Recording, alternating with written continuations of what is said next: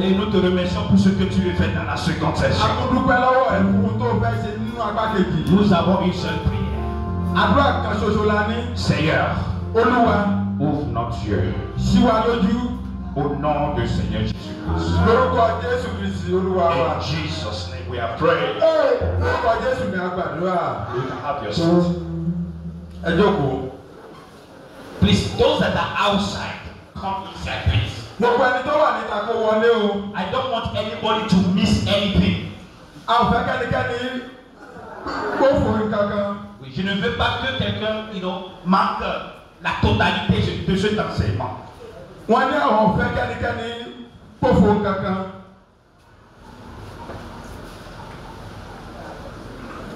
Nous allons continuer sur toujours l'importance de la connaissance.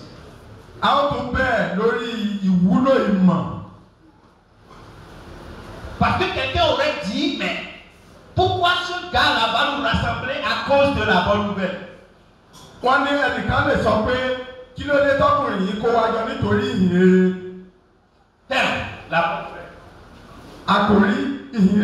Pourquoi ce n'est pas comment devenir riche? Comment avoir Range Rover?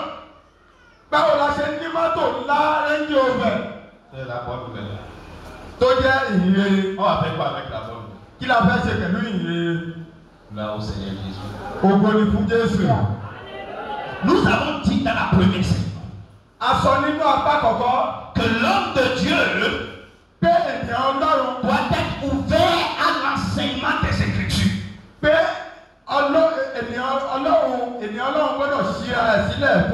L'homme de Dieu doit ouvrir son cœur pour la correction des Écritures. Parce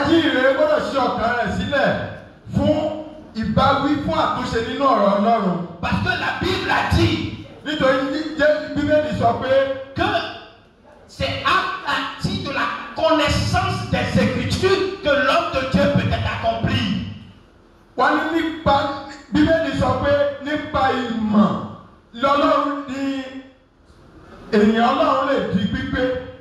Et nous avons dit que l'accomplissement dont il s'agit ici,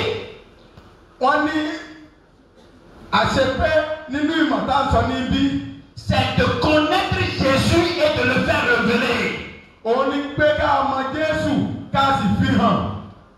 La Bible nous a dit dans Éphésiens que Dieu a donné des dons à l'Église.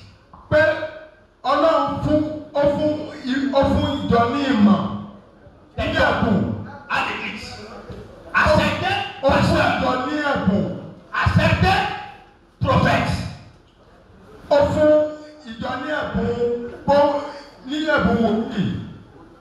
à certains évangélistes,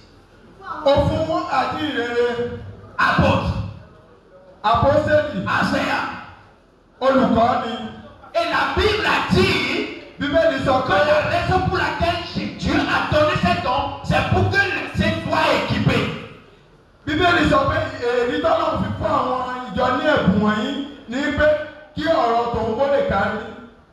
saints soient équipés.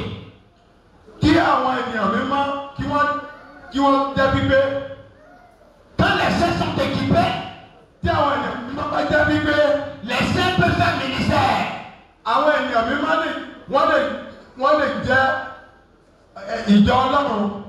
Donc la volonté de Dieu, c'est que les saints fassent le ministère. Donc le ministère, ce n'est pas simplement pour les pasteurs. C'est pas seulement pour les évangélistes. C'est pas simplement pour les apôtres. Le ministère, c'est pour toutes les saints. Donc le travail des pasteurs, le travail des évangélistes, c'est pour équiper les saints. Pour que les saints fassent le ministère. C'est quoi le ministère? On va essayer de définir ce qu'est le ministère. a túmọ̀ nǹkan tí wọ́n ń pè ní ìrere yẹn. Parce que quand on dit ministère, les disons. Iṣẹ́ ìránṣẹ́. Parce que quand on dit ministère là. Tá a bá sọ nípa iṣẹ́ ìránṣẹ́. Tout le monde pense de l'église. Gbogbo ènìyàn máa ń rò nípa ṣọ́ọ̀ṣì. Donc c'est pour cela les saints disent moi je ne peux pas faire ministère. Moi je ne peux pas faire ministère.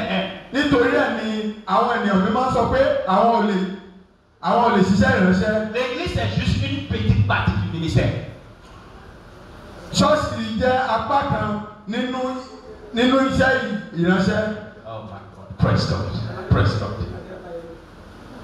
L'église c'est juste une petite partie du ministère. Ṣọ́ọ̀ṣì jẹ́ apá kékeré kan nínú iṣẹ́ ìránṣẹ́. Quand on dit ministère, tá a bá sọ nípa iṣẹ́ ìránṣẹ́. Ça veut dire service. Ó jẹ́ iṣẹ́. Service. Iṣẹ́. Praise God. Iṣẹ́ bọ̀. Iṣẹ́. Praise God. Hallelujah. Ilé iṣẹ́ kọ́ ni iṣẹ́ ló ń sọ. Wọ́n kọ̀ọ̀kan pé ní travail iṣẹ́ service. Ok. Quand on dit ministère, tá a bá sọ nípa iṣẹ́ ìránṣẹ́. Ça veut dire service. Ó jẹ́ iṣẹ́. Le fait de rendre service. Ó jẹ́ ká jíṣẹ́. Donc quand on dit ministère, tá a bá sọ nípa iṣẹ́ ìránṣẹ́. Et je dis que tout le monde, tous les saints doivent faire le ministère.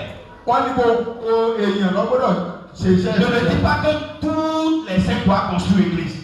Wọ́n sọ pé gbogbo èèyàn ló máa kọ́ ṣọ́ọ̀ṣì o. Non. Àmọ́ gbogbo èèyàn ló máa ṣiṣẹ́ ìránṣẹ́. Tout ce que tu fais gbogbo ohun tó ń ṣe pour servir l'autre, tó ń ṣe láti fi rán ẹnìkejì lọ́wọ́. dans le nom de Jésus, lórúkọ Jésù. c'est un ministère. Iṣẹ́ rẹ̀ nìyẹn. Iṣẹ́ ìránṣẹ́ rẹ̀ nìyẹn. Quand tu prêches l'évangile, tó bá ń sọ̀rọ̀ Ọlọ́run. c'est du ministère. Iṣẹ́ ìránṣẹ́ ni. Quand tu pries pour quelqu'un, tó bá gbàdúrà fẹ́ nìkan. c'est du ministère. Iṣẹ́ ìránṣẹ́ ni. Quand tu fais étude biblique, tó bá kẹ́kọ̀ọ́ Bíbélì. c'est du ministère. Iṣẹ́ ìránṣẹ́ ni.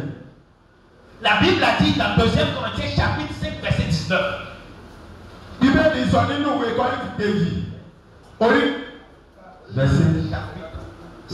2 Corinthiens chapitre 5 verset 19.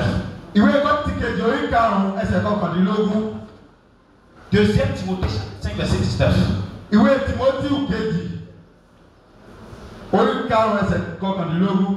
Car Dieu était en Christ, réconciliant le monde avec lui-même, en n'imputant point aux hommes leurs offenses. Et il a mis en nous la parole de la réconciliation. Jésù, Ọlọ́run nínú Jésù.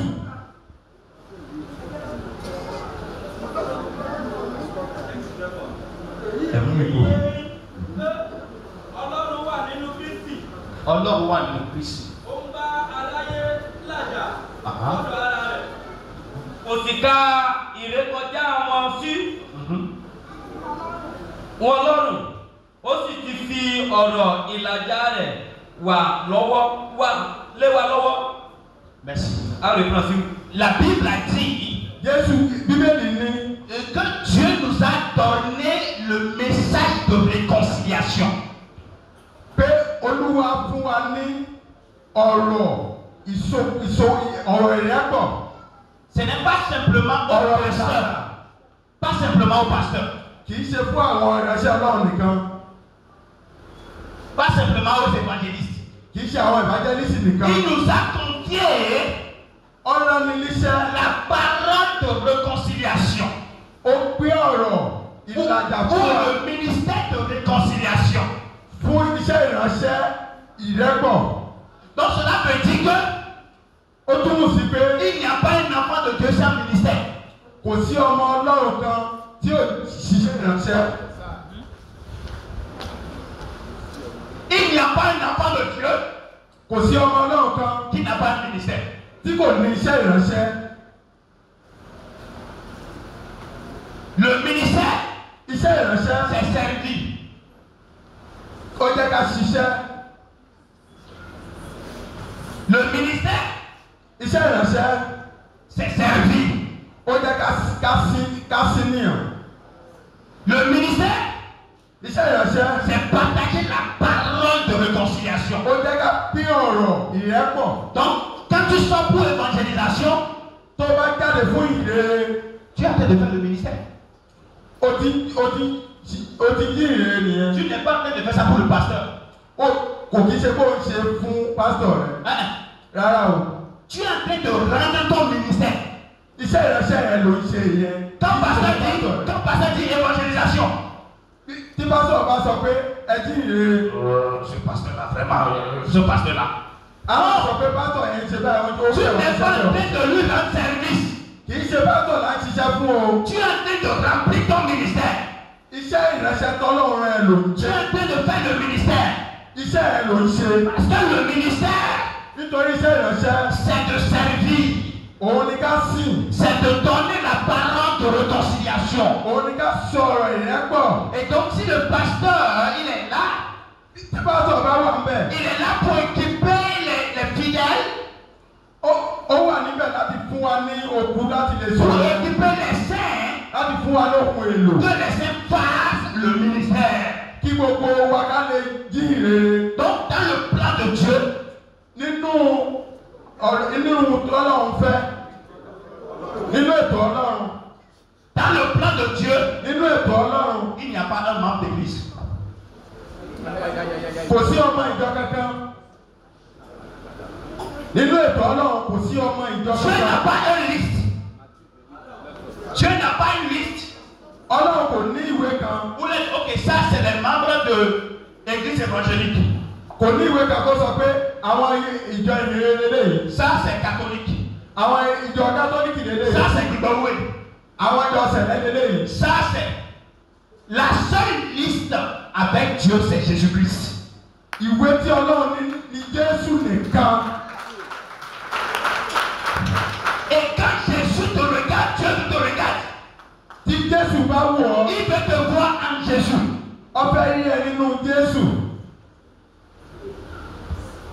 Dans le plan divin de Dieu, Nínú ètò Ọlọ́run, personne n'est membre. ẹnìkankan ò jọmọ ẹ̀yìn o. Tout le monde est son enfant. Gbogbo wa lọ́mọ rẹ̀. Et donc le travail des hommes de Dieu, Iṣẹ́ tí Ọlọ́run. le travail des serviteurs de Dieu, Iṣẹ́ ìránṣẹ́ c'est Ọlọ́run. équiper les saints Òun ni pé kó fún wa pour léròjà. que les saints fassent ministère.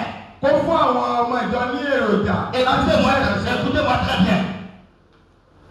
Vous ne pouvez pas avoir des enfants A ò lè ní àwọn ọmọ qui ne grandissent pas tí wọn ò dàgbà. et que vous êtes content. Kínú wa kó máa dùn. Ce que nous faisons en tant que les hommes de Dieu là, Ihun tá à ń ṣe gẹ́gẹ́ bí ìránṣẹ́ Ọlọ́run. nous profitons des enfants de Dieu qui ne grandissent pas. À ń rẹ́ àwọn ọmọ ìjọ jẹ ni. Àwọn ọmọ ìjọ tí ò dàgbà nínú ẹ̀mí à ń rẹ́ wọn jẹ ni. Il y a certains hommes de Dieu Àwọn ìránṣẹ́ Ọlọ́run míì wà. qui refusent d'équiper ces saints. Àwọn ìránṣẹ́ Ọlọ́run míì wà wọ́n kọ̀ láti kọ́ àwọn ọmọ ìjọ lẹ́kọ̀ọ́ gidi. Oh, c'est la raison pour laquelle tu es appelé. Bẹ́ẹ̀ ni ìtorí ìdí pàtàkì yẹn lọ́lọ́run ṣe Tu es lé wọn. appelé à équiper. Ọlọ́run rán wọn láti kọ́ ìjọ Tu lẹ́kọ̀ọ́. n'es pas appelé à garder. Ọlọ́run pè ẹ́ láti tọ́jú ẹ̀kọ́. Tu es appelé à équiper. Ọlọ́run rán ẹ láti kọ́ ẹ̀kọ́ ni. Donc, malheureusement, dans le corps du Christ, Àmọ́ ó ṣe wá láàánú púpọ̀. nous avons des serviteurs de Dieu A ní àwọn ìránṣẹ́ Ọlọ́run qui ne veulent pas équiper. tí ó fẹ́ fún àwọn ìjọ lẹ́kọ̀ọ́.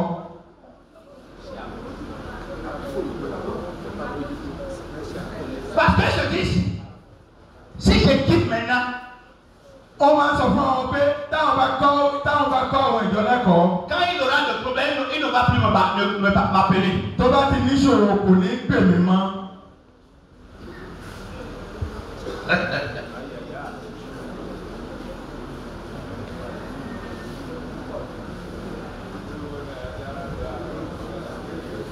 La plus grande maladie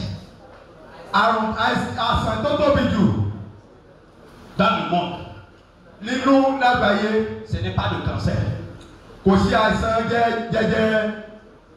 La plus mauvaise, dangereuse maladie sur la terre, c'est l'ignorance.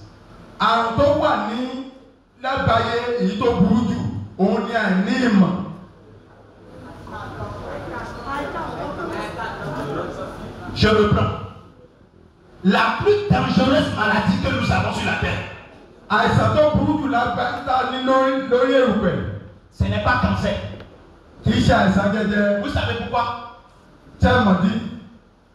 On peut prier pour quelqu'un qui a cancer. Et le cancer sera guéri. Mais avec ignorance. On ne peut pas utiliser prière pour enlever l'ignorance. Donc, ce que le diable peut faire, c'est garder un homme de Dieu et toute dénomination dans l'ignorance. Vous serez en train de jeûner et prier. Et le diable sera en train de te regarder comme ça. Écoutez-moi très bien. Écoutez-moi très bien. La prière est vraiment bonne. Et nous devons prier. Écoutez-moi. Mais le diable n'a pas peur de ta prière.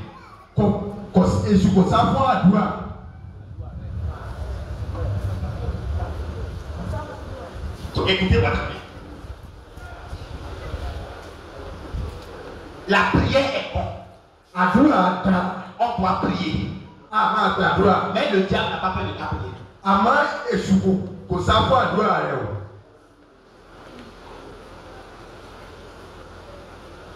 C'est pour cela qu'il y a certaines personnes qui vont finir de prier.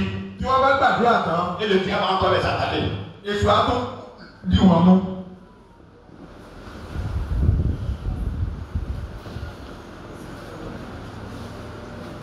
Quand le diable attendait Jésus, Jésus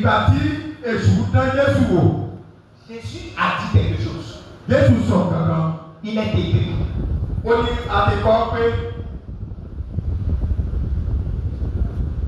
C'est parce que Jésus a appris. Il connaît la parole. Donc il a utilisé la parole. Je vais vous donner des exemples. En Afrique là. Il n'y a personne, il n'y a pas ce continent sur la terre qui prie comme les Africains.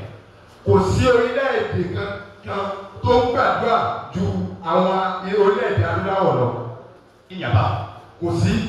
Nous prions plus que tous les autres pays.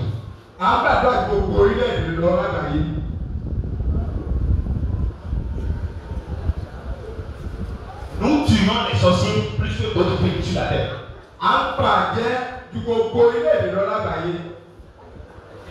Mais on dirait que plus on tue les sorciers, là, que plus se multiplient.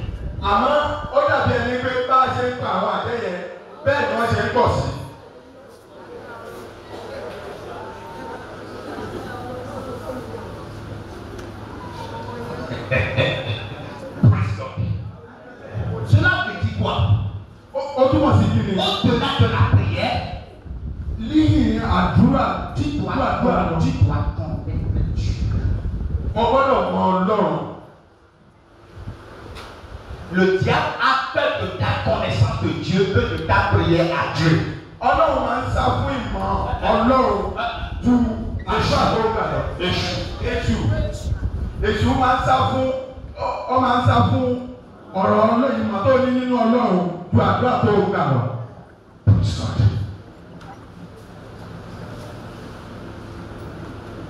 À partir de cette session, à partir de ce programme, tu ne vas pas juste prier. Tu vas prier avec ton essence. Je vais vous donner un exemple.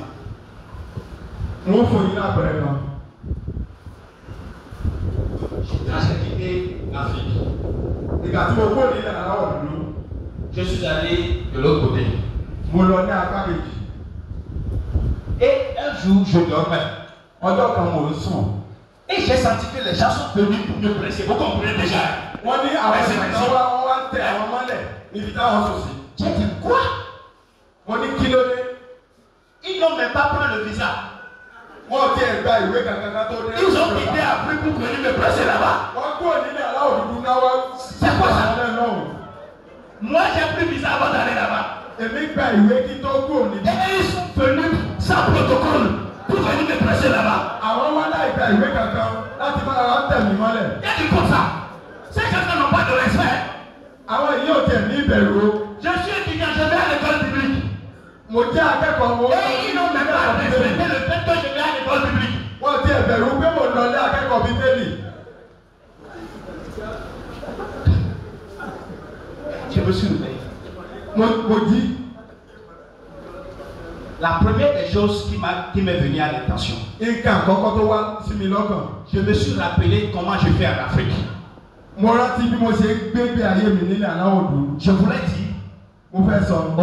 Ok, d'accord. À partir de maintenant là. Láti ìsinyìí lọ. Je vais déclarer 21 jours de jeûne et prière. Màá bẹ̀rẹ̀ àìwẹ̀ ọjọ́ mọ́kànlélógún àti àdúrà. Pour pouvoir régler ce messi là. Láti yanjú ìṣòro yìí. 21 jours c'est bien bon. Ọjọ́ mọ́kànlélógún ó ti tó. Immédiatement je me suis rappelé encore. Lẹ́ẹ̀kan náà mo tún rántí. Des enseignements que j'ai reçus sur Jésus-Christ. Lórí ẹ̀kọ́ tí mo kọ́ lórí Jésù Kristi. Sur l'autorité de Jésus. Lórí agbára Jésù. J'ai dit. Mo ní rárá o. Je ne vais pas laisser ce messi me donner de travail. Mi ò ní jẹ́ kí àwọn eléyìí fún mi níṣẹ́ ṣe. J'ai ouvert ma bouche. Mo ṣí ẹnu mi. J'ai dit au nom de Jésus. Mo ní ní orúkọ Jésù. À partir d'aujourd'hui. Láti èní lọ. Ces Égyptiens là. Àwọn àjẹ́ yìí. Je ne vais plus le voir. Mi ò ní rí wọn mọ́. Parce que je suis en lumière. Nítorí mo wà nínú ìmọ́lẹ̀. Lumière et ténèbres ne peuvent pas rester ensemble. Òkùnkùn àti ìmọ́lẹ̀ wọn kì í gbé papọ̀. À partir d'aujourd'hui. Láti èní lọ. C'est réglé. Ó ti tán. Au nom de Jésus. Lórúkọ Jésù. Et je me suis endormi. Bí mo ṣe sọ lọ nìyẹn. Depuis ce jour. Láti ọjọ́ náà. Jusqu'à maintenant. Níbi ìsìn. Il ne peut plus avoir de visa encore. Wọ́n tún fi láyè wá sọ́dọ̀ mi mọ́. Vous comprenez? Ó bí eyín. Ce n'est pas que la prière n'est pas. La prière est importante. Kì í ṣe pé àdúrà ò dáa o. Mais il faut prier avec connaissance. Ṣùgbọ́n o gbọ́dọ̀ gbàdúrà pẹ̀lú ìmọ̀ tó ní nínú ọ̀rọ̀ Ọlọ́run. Gloire à Dieu. Ògo ni fún Jésù. Gloire à Dieu. Ògo ni fún Jésù. Pourquoi la connaissance est-elle importante? Kí ló dé tí ìmọ̀ fi wúlò? Allons-y dans 1 Timothée chapitre 2 verset 4. Ẹ jẹ́ ká lọ nínú ìwé Tìmótì kìíní. 1 Timothée chapitre 2 verset 4. Orí kejì ẹsẹ̀ kẹrin. Rapidement à cause du temps. Kọ́yákọ́yá nítorí àkókò. 1 Timothée chapitre 2 verset 4. Ìwé Tìmótì kìíní orí kejì ẹsẹ̀ kẹrin. Ẹni tí ń ṣòdì tí ó sì ń gbé ara rẹ̀ ga sí gbogbo ohun tí à ń pè ní Ọlọ́run. Non. Tìmótì kìíní orí kejì ẹsẹ̀ kẹrin. Ẹni tí ó fẹ́ kí gbogbo ènìyàn ní ìgbàlà. Ẹni tó fẹ́ kí gbogbo èèyàn ní kiri ìgbàlà. Yes. Ó sì wá sínú ìmọ̀ òtítọ́. Ok, écoutez. Dans ce verset, Nínú ẹsẹ̀ Bíbélì. la Bible nous a montré la volonté de Dieu. Bíbélì fún ìfẹ́ Ọlọ́run hàn wá. Deux choses. Ohun méjì. Première chose. Ohun àkọ́kọ́. Dieu veut que tout le monde soit sauvé. Ọlọ́run fẹ́ kí gbogbo aráyé ní ìgbàlà. C'est ça la première volonté de Dieu. Ìfẹ́ àkọ́kọ́ ìfẹ́ Ọlọ́run ní lákọ̀ọ́kọ́ nìyẹn. Ìfẹ́ Ọlọ́run ní pé kí gbogbo ènìyàn ní ìgbàlà. Qui veut que tous les hommes soient sauvés. Ó fẹ́ kí gbogbo ènìyàn ní ìgbàlà. Première volonté. Ìfẹ́ rẹ̀ àkọ́kọ́ nìyẹn. Deuxième volonté. Èké ìfẹ́ rẹ̀ kejì. Et parviennent à la connaissance de la vérité. Kí wọ́n lè ní ìmọ̀ nínú òtítọ́. Mais le monde de l'église, Àmọ́ ṣọ́ọ̀ṣì ìjọ lẹ́nìí. nous les hommes de Dieu, àwa ìránṣẹ́ Ọlọ́run. On se contente de la première volonté de Dieu. À ń dúró lórí ìfẹ́ àkọ́kọ́ yẹn. Tu es sauvé, non? O ti ní ìgbàlà. Viens, on va danser ensemble, on va partir, c'est fini, non?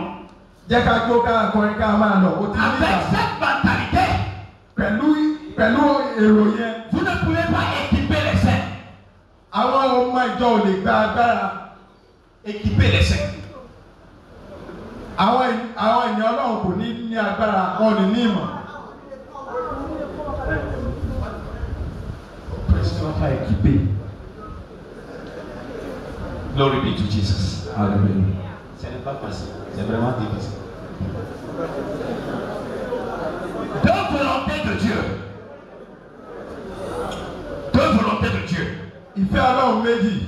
Qui est au fait une seule volonté. Tó jẹ́ ìfẹ́ ẹyọ̀kan ṣoṣo. La volonté de Dieu, Ìfẹ́ Ọlọ́run. c'est que les hommes soient sauvés.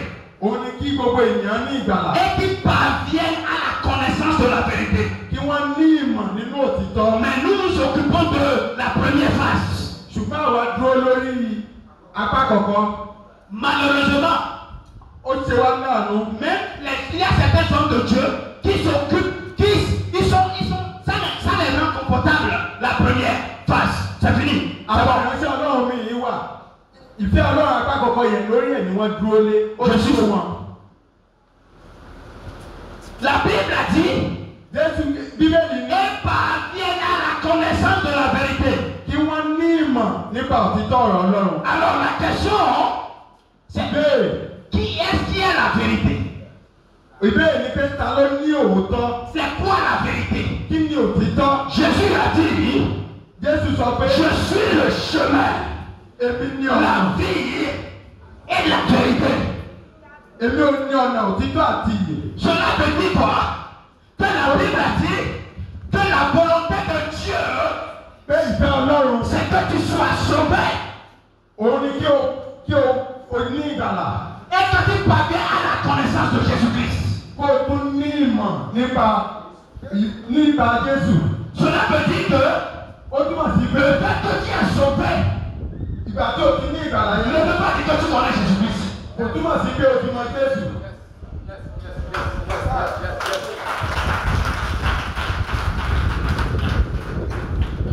Vous serez surpris. Vous serez surpris. Mais je vais vous montrer ça dans la Bible. Ó máa yà yín lẹ́nu, ó máa yà yín Le lẹ́nu. fait que tu prêches Jésus, Ọ̀rọ̀ Ọlọ́run tó ń sọ.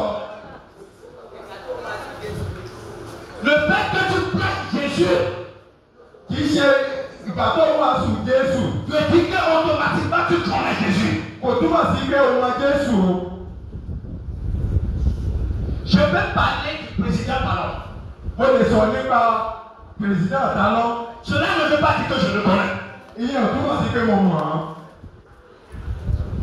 Je peux parler du président Talon à base des informations que j'ai reçues. Mo lè sọ nípa Pèrèsìdá Talon nípa àwọn ìròyìn tí mo gbà. Mais cela ne veut pas dire que je le connais de manière intime. Ìyẹn ò túmọ̀ sí pé mo mọ̀ ọ́ gidigidi. Or, la volonté de Dieu, Ìfẹ́ Ọlọ́run c'est que tu es sauvé òun ni kí a ní ìgbàlà. et tu connais Jésus. Ká tún mọ Jésù. Je vais dire ça autrement. Màá sọ lọ́nà mi. La Bible a dit Bíbélì sọ que pé le salut est en Jésus. pé ìgbàlà wà nínú Jésù. La volonté de Dieu, Ìfẹ́ Ọlọ́run c'est que tu sois sauvé òun ni kó ní ìgbàlà. et que tu parviennes à la connaissance du salut. Òun ni kó ní ìmọ̀ nípa ìjọba ọ̀run. Ìgbàlà.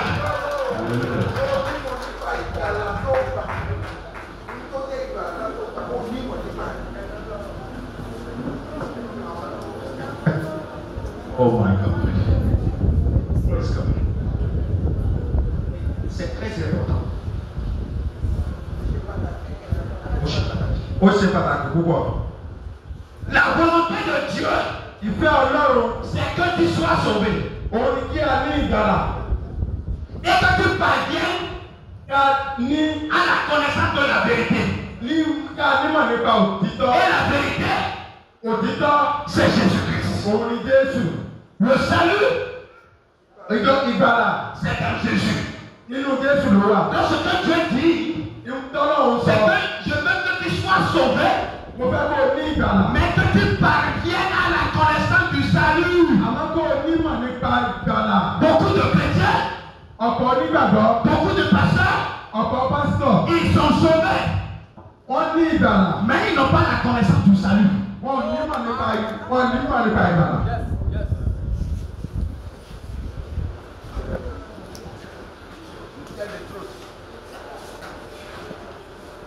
C'est une chose d'être sauvé. C'est une autre chose de connaître le salut.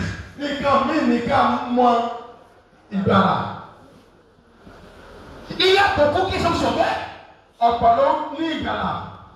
mais ils n'ont pas la révélation du salut.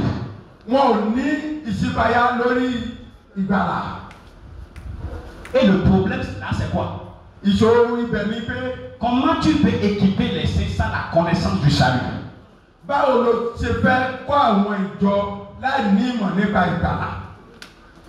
que tous les saints qui sont venus à l'église doivent savoir qu'ils sont saints. Ils doivent savoir qu'ils sont nés de Dieu pour pouvoir faire l'œuvre de Dieu. Ils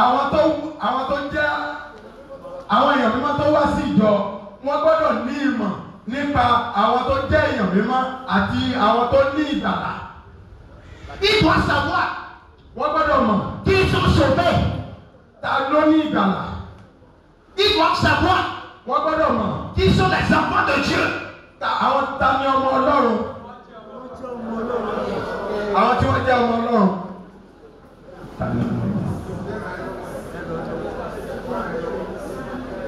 Glory be to Jesus.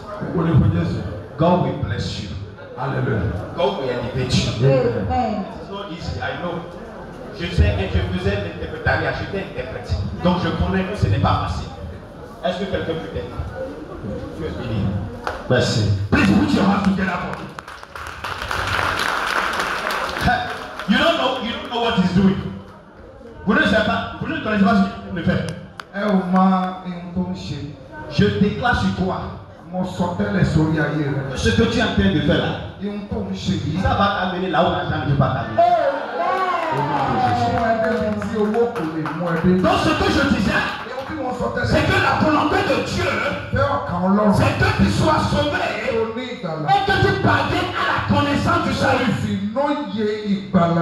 C'est que tu sois sauvé et que tu parviennes à la connaissance de vérité. C'est quoi la vérité? La vérité, c'est une personne. Son nom c'est Jésus.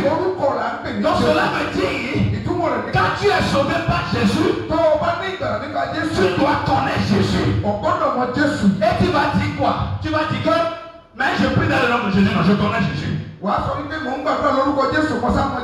Je prie Jésus, non, je connais Jésus. Non. C'est deux choses différentes. Vous êtes prêts? Allons-y dans la Bible. Allons-y dans la Bible. Gloire au Seigneur Jésus-Christ. Alléluia. Gloire à Dieu. Alléluia. J'ai dit gloire à Dieu. Alléluia. Dans cette maison. Allons-y, Actes chapitre 18. Verset 24 à 28. Actes chapitre 18. Verset 24 au 28. Je veux que vous lisez attentivement et que vous écoutez. Oui.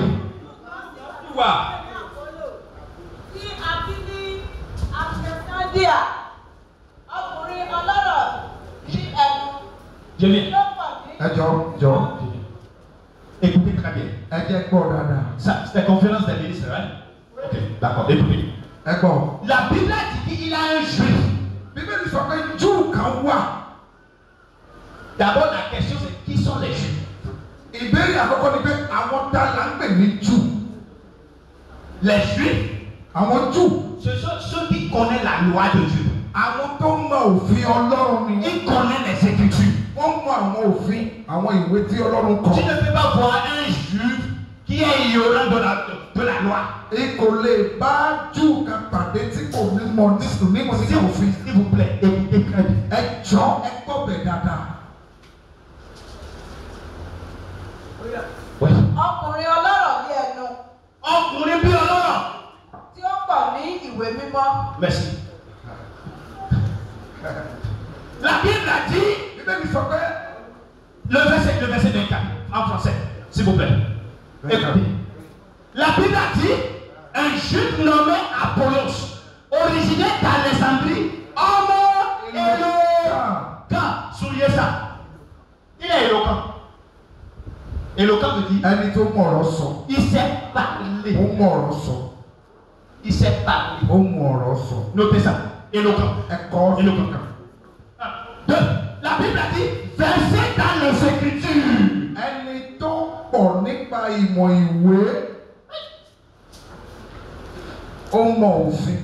La Bible a dit, il est versé dans les Écritures.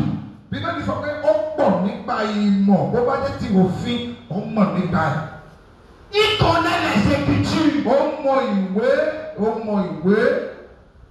Il a mémorisé les versets bibliques.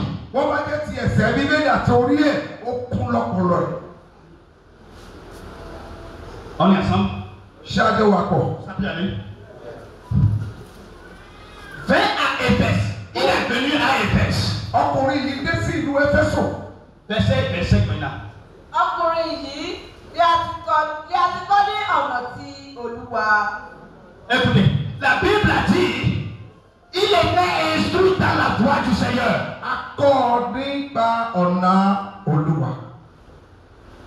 Vous êtes ici? Cela veut dire que il n'est pas un nouveau converti. La Bible dit, il est instruit dans la voie du Seigneur. Oui. Ó sì ṣe ẹni tí ó gbóná ní ọkàn. La Bible dit, il est fervent en esprit.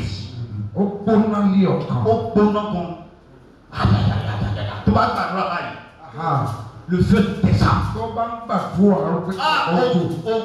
Si Bible va nous si la Bible déclare qu'il est fervent, ça veut dire vraiment que c'est du feu, il est fervent. On est ensemble? Ok, continue. Ó fi aáyán sọ̀rọ̀. La Bible, il enseignait avec exactitude. On connaît nípa bó ṣe yẹ gẹ́gẹ́. Oui. Ó sì ń kọ́ni ní nǹkan ti Olúwa. Merci. Le gars, il est un enseignant. Ẹni yẹn olùkọ́ ńlá ni. Il prêche. Ó wàásù. Vous regardez la description que l'écrivain lui a donnée. Ẹ wo bí olùkọ́ ṣe ṣàlàyé ọkùnrin látòkèdélẹ̀. La Bible a dit, il est éloquent. Il est instruit dans la voie de Dieu. Il n'a pas en esprit. Il enseignait. Oui. Kìkì baptisme ti Jòhánù ni ó mọ̀.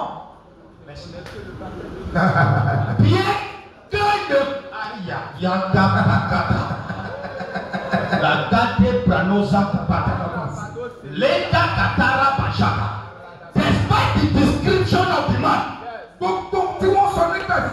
La Bible dit mais. Si tu es venu ici pour cette conférence, c'est parce que Dieu vient lever le maître à ton ministère.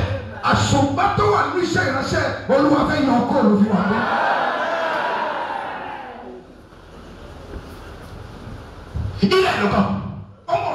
Il est instruit dans la voie de Dieu. Il est fervent en esprit.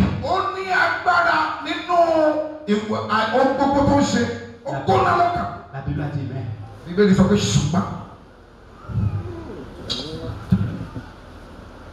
C'est quoi le maître à ta vie? Je déclare au nom de Jésus que ce maître va s'enterrer ce soir.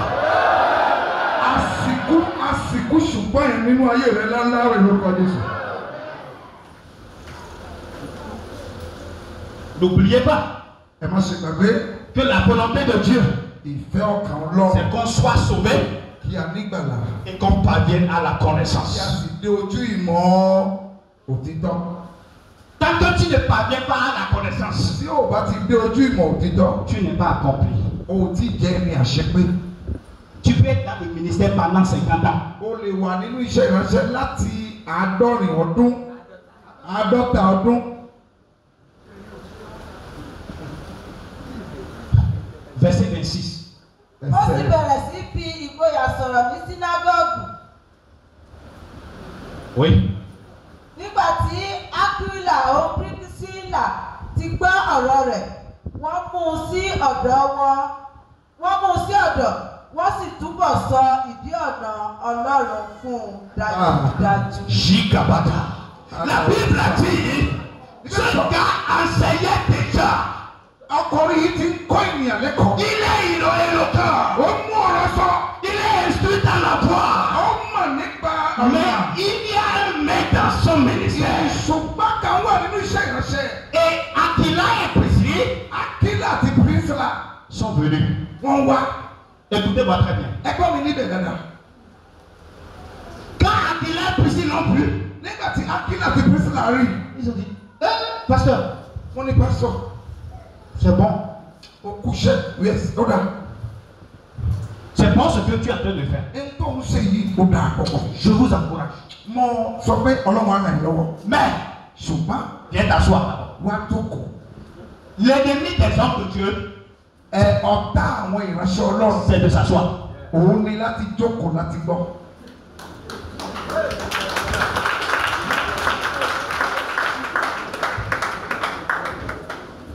Ce n'est pas tout le monde qui est invité qui est ici. Kì í ṣe gbogbo àwọn tá a pè kán ló wà níbí láàárọ̀ yìí o. Les pasteurs qui sont ici là, Gbogbo àwọn pásítọ̀ tó wà níbí yìí. ils ont des activités à faire. Wọ́n ní iṣẹ́ láti ṣe o. Priscille Aquila ont dit, Priscilla àti Aquila sọ pé c'est bon ce que tu es en train de faire. gbogbo tó ń ṣe yìí dáa o. Assieds-toi d'abord. Ṣùgbọ́n jókòó ń tán. Tous les hommes de Dieu qui sont accomplis, Gbogbo àwọn iṣẹ́ àwọn ìránṣẹ́ Ọlọ́run tó ń jẹ́ aláṣepé. doivent s'asseoir d'abord. Wọ́n gbọ́dọ̀ jókòó nání. Parce qu'il y a des choses Àwọn kankan wà que tu ne vas jamais connaître tí kò lè lóye ẹ̀ láyé si tu ne t'assois pas. bí kò bá jókòó. C'est pour cela, Nítorí náà, dans le monde de l'église aujourd'hui, nínú ayé ìjọ, on n'a plus le temps de s'asseoir, a kò láyè láti jókòó. mais on a le temps pour des activités. Ṣùgbọ́n a ní àkókò láti má ṣe àwọn ọ̀pọ̀lọpọ̀ ètò.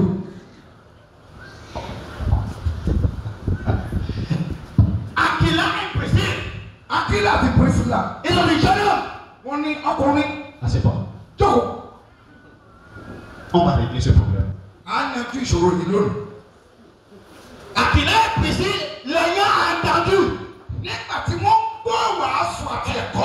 écoutez, l'ayant entendu, Nígbà tó ń farabalẹ̀ gbọ́ dáadáa. Aquila et Priscille, Aquila àti Priscilla, écoutez d'abord. wọ́n kọ́kọ́ farabalẹ̀ gbọ́. Dit, ah, Wọ́n ní ha. ce que le pasteur a dit, Ihun tí pásítọ̀ yìí sọ yìí ce n'est pas ça. kì í ṣe ìyẹn kọ́ lẹ́yìn.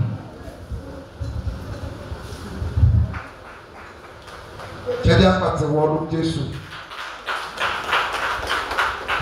Et la seule manière de régler ça, Ọ̀nà kan ṣoṣo láti yanjú ìṣòro yẹn. c'est que le jeune homme, le jeune prédicateur s'assoit sur. Ẹni pé onítara ìránṣẹ́ Ọlọ́run yìí gbọ́dọ̀ gbà láti jókòó.